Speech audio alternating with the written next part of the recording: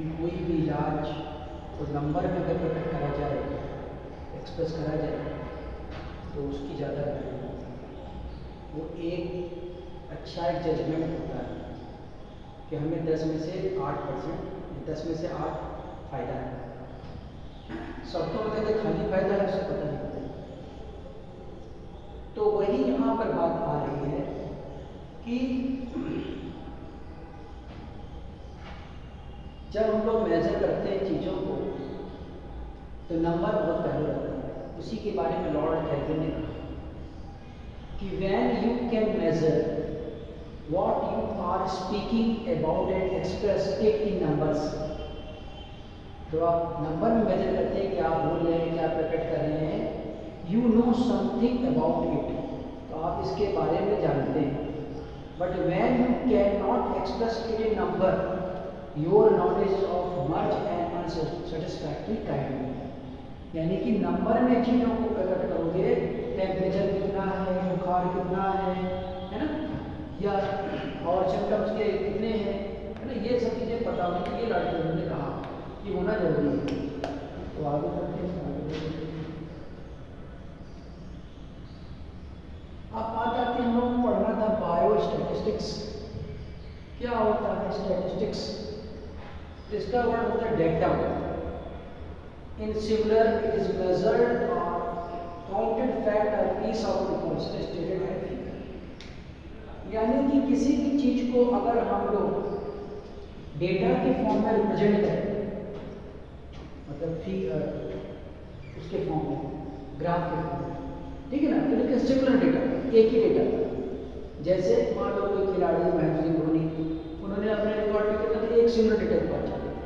तो इन similar it is measured और counted faceted और पीस ऑफ इंफॉर्मेशन, छोटा सा इंफॉर्मेशन हो सकती है या किसी एक डेटा के बारे में बात हो सकती है। स्टैटिस्टिक्स का फुल फॉर्म है स्टैटिस्टिक्स। ये क्या होता है? डेटा सिंगुलर होता है, डेटा प्लूरल होता है। तो plural of the same stated in more than one figure, यानी कि एक से ज़्यादा चीज़ों को हम लोग एक फिगर के रूप में दिखाएंगे। वहाँ पे फिगर के रूप में दिखाएंगे, लेकिन यहाँ पर स्टैटिस्टिक्स में जरूरी है कि फिगर के रूप में दिखाएंगे। तो देखो स्टैटिस्टिक्स में इटालियन में बताया गया कि स्टैटिस्टा स्टेट्समैन कहते हैं और स्टैटिस्टिक्स पॉलिटिकल स्टडी को कहते हैं। बहुत ज़्यादा आगे बात करते हैं। फादर ऑफ हेल्थ स्टैटिस्टिक्स कौन है? जॉन ग्राउंड, ये है। तो यहाँ से स्टैटिस्टिक्स की डिफिनेशन क्या बनेगी? Principle and method for collection, presentation, analysis and interpretation of numerical data. यानी हमें डेटा न्यूमेरिकल में चाहिए, नंबर में, उसका हम लोग ग्राफ बनाएंगे, उसको एनालाइज करेंगे, उसको प्रेजेंट करेंगे। समझ पा रहे हो ना? ये सब चीज़ें principles and methods for collection. Statistics में हम लोग सीखते हैं कि कैसे डेटा आपको कलेक्ट कराना है, किस मेथड से कलेक्ट कराना है, उसको प्रेजेंट कैसे करना है, जैसे कि ग्राफ के रूप में प्रेजेंट कराना है। एनालिसिस ग्राफ के थ्रू ही होगा, हमको भेज देंगे, लोग ग्राफ से एनालिसिस करेंगे और उसके बेस पर कोई ना कोई रिजल्ट देंगे। लेकिन कब होगा ये? जब डेटा नंबर के फॉर्म में होगा तब, अदरवाइज नहीं होगा। आगे देखो बायो स्टैटिस्टिक्स क्या चीज आ गई? Tool of statistics applied to the data that is derived from biological science। तो टूल है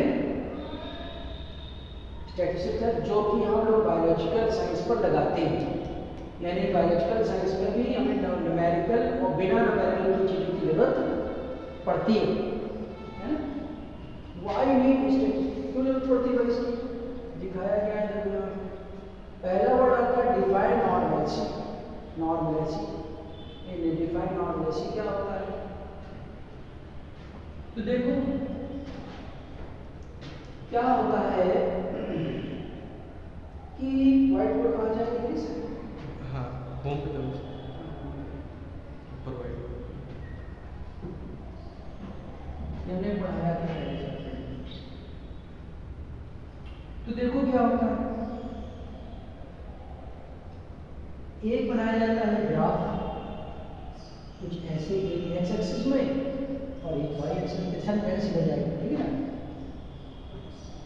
तो जैसे मान लो कोई डायबिटिक है, तो डायबिटिक 70 से 120 नॉर्मल माना जाता है ना, ऐसे कुछ है। हाँ।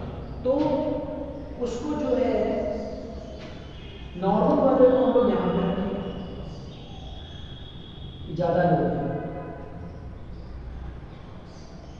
और एज वाले हैं, कुछ भी ऐसे लगते हैं, और जो कम वाले होंगे वो इधर होंगे।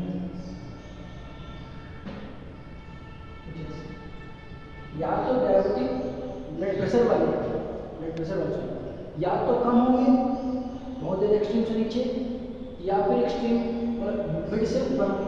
ये कौन है, ये एवरेज है, ये एवरेज।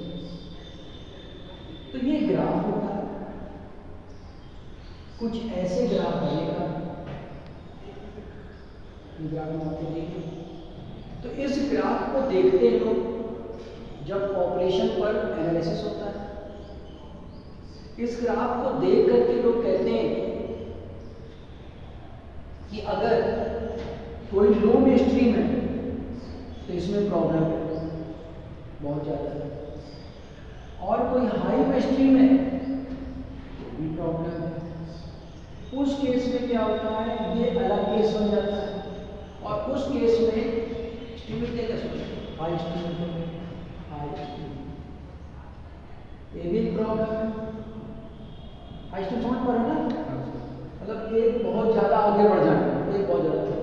तो इस पॉपुलेशन को देख करके हम लोग पता करते हैं कि नॉर्मलसी कितनी है, कितने लोग नॉर्मल से इधर हैं परेशान हैं, और कितने लोग नॉर्मल से इधर परेशान हैं। तो ये नॉर्मलसी का ग्राफ होता है, ठीक है, ऐसा ताकि लिखा उसमें, तो समझ गए होंगे। तो इस तरह से ट्रीटमेंट किया जाता है किसी पॉपुलेशन का। तो आगे चलते हैं इसमें।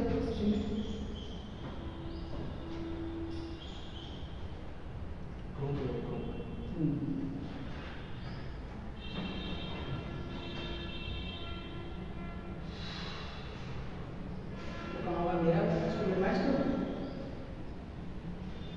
मेरा कहाँ हुआ, है ना। तो अगर कोई भी पर्सन नॉर्मल है या नहीं, तो उस ग्राफ को देख करके हम पता करते हैं, ग्राफ बना के रख दिया जाता है। उस ग्राफ से पता पड़ जाता है कि लो में स्ट्रीम होगा, स्ट्रीम में चला जा रहा है, या फिर हाई में स्ट्रीम में चला जा रहा है। दूसरा होता है test the difference between two population. Population होता है आबादी। तो देखो दो तरह के टेस्ट होते हैं, ठीक है, एक डिपेंडेंट होता है और एक इंडिपेंडेंट होता है। इंडिपेंडेंट कौन सा होता है, इंडिपेंडेंट जो होता है, जैसे मान लो दो ग्रुप हैं और एक को हमने एक गोली दे दी, एक को दूसरी मेडिसिन दे दी, एक को दूसरी मेडिसिन दे दी, तो दोनों एक दूसरे पर डिपेंडेंट नहीं है। जब दो ग्रुप अलग अलग हों और उनको अलग अलग इलाज कर रहे हों, तो उनमें दोनों ग्रुप में कोई भी रिलेशन नहीं है। लेकिन अगर एक ही पेशेंट को हम लोग एक मेडिसिन दें, उसके बाद दूसरी मेडिसिन दें, तो वो डिपेंडेंट है। यानी कि एक ही पेशेंट को बार बार डिफरेंट तरीके से इलाज करना को कहते हैं डिपेंडेंट पॉपुलेशन टेस्ट, जो होता है डिपेंडेंट पॉपुलेशन टेस्ट कहलाता है।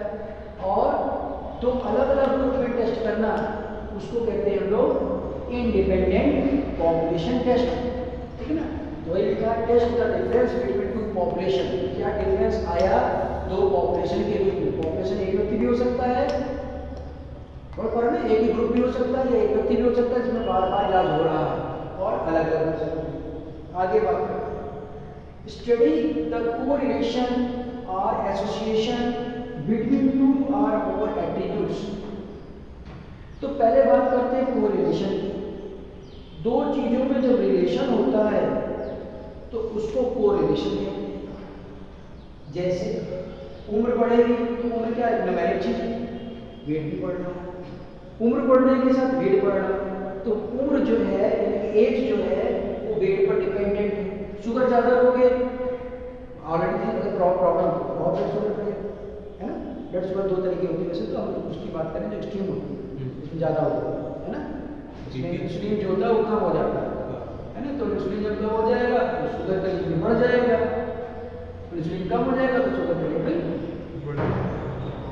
तो वही कि एक चीज़ बढ़ेगी दूसरी चीज़ बढ़ेगी, तो या एक चीज़ बढ़ेगी दूसरी चीज़ घटेगी, उसको हम लोग कहते हैं कोरिलेशन। जैसे एक्सरसाइज करोगे, ज़्यादा एक्सरसाइज ढोलापन आ जाएगा, उल्टा होने लगेगा।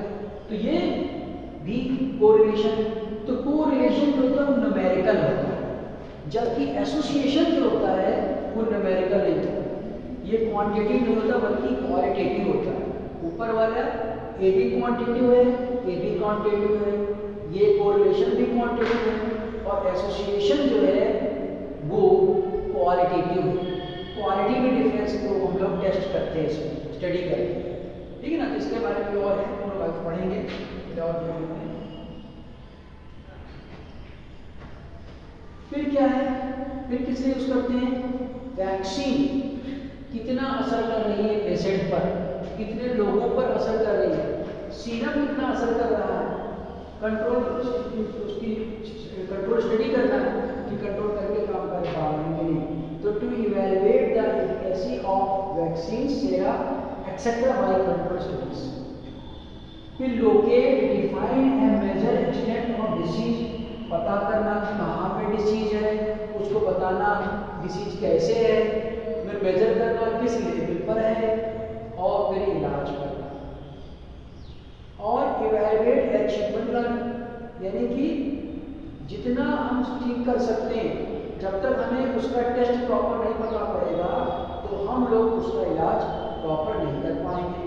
फिक्स प्रायोरिटीज, और प्रायोरिटीज को भी क्या करना चाहिए कि किस चीज़ को प्रॉब्लम पहले है उसको ज़्यादा प्रायोरिटी देनी चाहिए, और जो कम है उसको कम प्रायोरिटी देनी चाहिए। The 5 fundamental processes involved in organization of oral health services। तो 5 फंडामेंटल हैं, देखो क्या क्या है।